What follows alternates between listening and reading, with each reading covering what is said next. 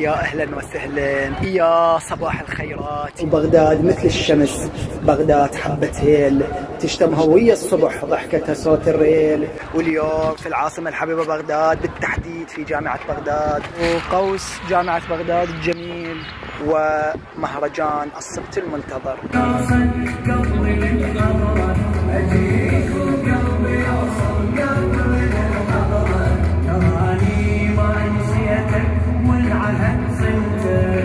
بحضور منه؟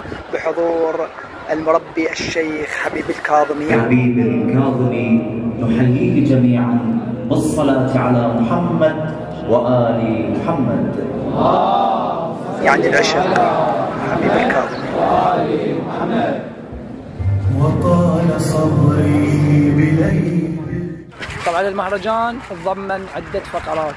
يا أهلا وسهلا، نترككم مع المهرجان. وإلى جده رسول الله صلى الله عليه وآله وسلم أزكى وأجمل التهاني والتبريكات بالولادات الذي خلق الإنسان من علق.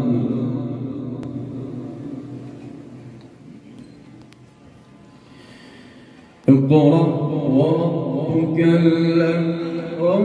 احنا بروسنا ما نخلي غير التاج، ما نرفع صور بيها النذر صدام. إلهي ولي الأمر صاحب العصر والزمان، نحن على مشارف صيام شهر رمضان.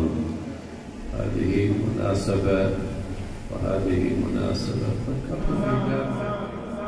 رجع صد العباية وقال شو تقولين انصحك ورد اسجل موقف انساني بعدك شاب تقيدك من تمشين، وانا قلت له الستر يمشي ويشرياني، اصلا تدري تتقيد المرأة شلون؟ مني صد عليها القاصي والداني. رجع يسأل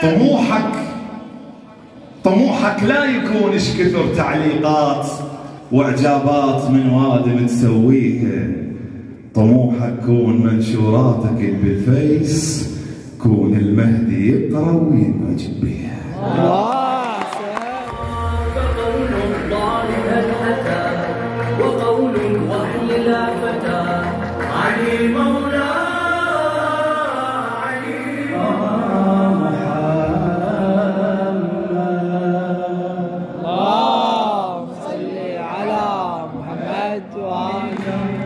مهدي آل المصطفى سبحان من سوى. اللهم كن لوليك الحجة ابن الحسن صلواتك عليه وعلى آبائه